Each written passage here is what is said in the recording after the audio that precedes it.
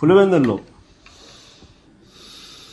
600 టన్నుల cold storage మా హయాంలో ప్రారంభోత్సవం చేసినాం.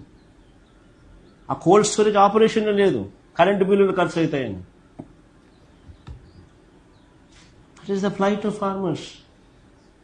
ఈరోజు ఆంధ్ర రాష్ట్రంలో రైతుల పరిస్థితి అంత కోల్డ్ స్టోరేజ్ల విషయం చూసుకోవడానికి పులివెందులకి ఒక ఎమ్మెల్యే నిలుగున్నారు జనం. ఆ ఎమ్మెల్యే చూసుకోవాల్సిన విషయం ఇది. నువ్వు ఎవరికి చెప్తాడా మీడియాలో?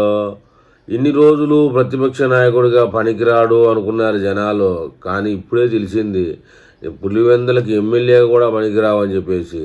నువ్వు పులివెందుల్లో కేవలం రాజశేఖర్ రెడ్డి సమాధిని ఒకదాన్ని మట్టుకే చూసుకొని మిగతా పులివెందులంతా పనికి రాకుండా చేస్తాడు. పులివెందుల్లో కోల్డ్ స్టోరేజీలు ఉంటే పులివెందుల ఎమ్మెల్యే చూసుకోవాలి.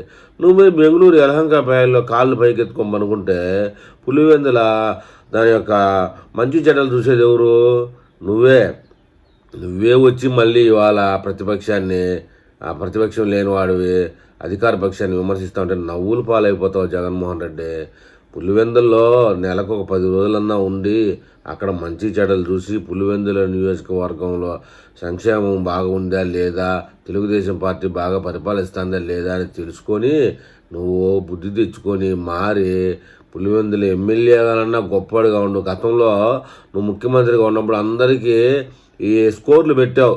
పలానా మంత్రి ఇలా చేశాడు, పలానా మంత్రి ఇలా చేశాడు.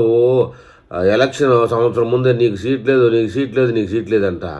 పులివెందుల ప్రజలు నీకు స్కోర్ పెట్టారు. నువ్వు పులివెందుల ఎమ్మెల్యేకి పనికి రాకుండా పోతున్నావని ఆల్రెడీ డిక్లేర్ అయింది. పులివెందుల్లో ఈసారి నీ పని కథం, గుర్తుపెట్టుకో.